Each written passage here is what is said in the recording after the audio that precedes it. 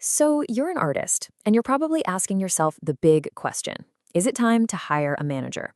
It really feels like it could be the key to unlocking that next level, right? But here's the thing. If you jump in too soon, it can actually set you back. So in this explainer, we're going to figure out that exact moment when a manager stops being a liability and becomes your single best investment. And let's be real, this is not a small decision. The right partnership, it can open doors you never even knew existed, literally fast-tracking your entire career. But the wrong one, whew, it can drain your momentum and maybe more importantly, your bank account. So how in the world do you tell the difference? Look, it really boils down to this. A manager is one of two things. If you hire too early, they are a drain on your resources, which I know are limited. But if you hire at just the right moment, they become a multiplier, just amplifying everything you've already built. It is all about timing.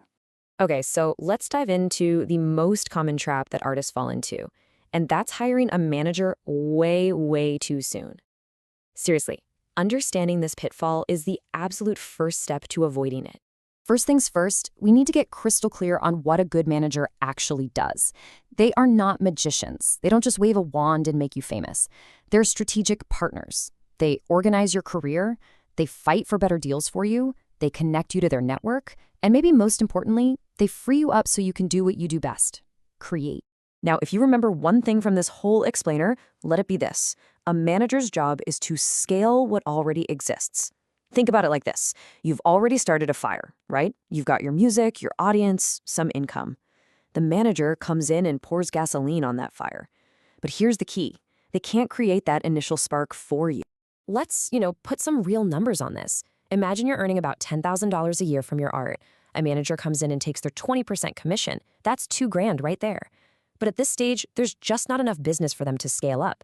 So instead of growing, you're just paying someone out of a budget that's already super tight. It's a net loss.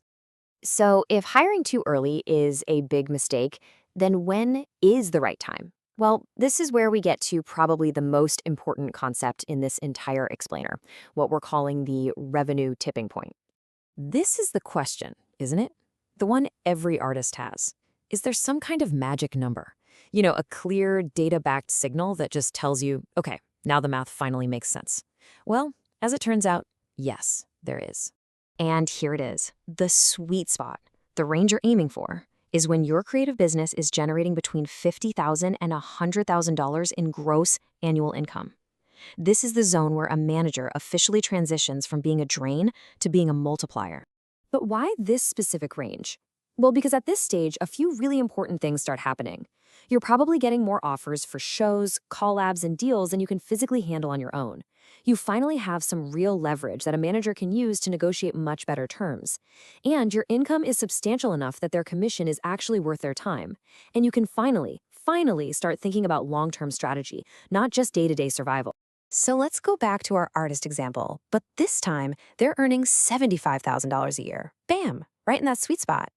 They hire a manager who goes out, books a better tour, lands a brand deal, and turns that $75K into $150K. Now, even after the manager's commission, the artist's income has skyrocketed. That is what scaling is all about. Okay, so you've hit the tipping point. Amazing! The very next step is understanding the nuts and bolts of how a manager actually gets paid.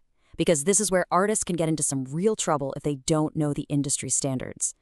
All right, the industry standard commission for a manager is somewhere between 15 and 20% of your gross income. That means you, the artist, you keep the vast majority, 80 to 85% of it. If a potential manager asks for way more than that, that is a huge red flag. Now, this next part is one of the most critical details you have to understand. Managers are typically paid on your gross income, not your net. So let's break this down. Let's say you gross $20,000 from a tour. The manager's 20%, that's $4,000, it comes right off the top. Then you pay all your tour expenses. Maybe that's another $8,000. That leaves you with a net profit of $8,000. You absolutely have to account for this when you're budgeting. So what income does a manager actually get a piece of? Generally, it's anything related to your creative career. So music sales, streaming, touring fees, brand partnerships, all that stuff. But what's really important to get straight is what's not commissionable. If you have a day job or some side hustle that's completely unrelated to your art, that money is yours, all yours. All right, you've hit the revenue target, you understand the pay structure, now it's time to actually find the right person. So let's cover the final steps to making a smart and, more importantly, a safe hire. You need to be on the lookout for these red flags. A legitimate manager will never ask for fees up front. They get paid when you get paid, period. Be really wary of anyone who's vague about their role or who doesn't have contacts in your specific field. And if someone starts promising you overnight stardom, run. Real managers talk strategy, not fantasy. So what do you do? Okay, first, screen every single potential candidate using that red flag checklist. Second, do not sign a long-term contract right away. Propose a trial period, say 3 to 6 months. This gives you both a chance to see if you work well together and if they can actually add real value. And hey, if you're not quite at that 50K mark yet, remember there are alternatives, like hiring project-based freelancers who can help without that big long-term commitment. At the end of the day, it all comes back to this one simple idea. A good manager is an investment, not an expense. Their role is to be a force multiplier, taking the success that you've already built and launching you to that next level. And that really just leaves us with one final question for you. Looking at your career right now, your income, your opportunities, your workload, are you at a point where you need help managing success, or are you still building it? In other words, are you ready to be multiplied?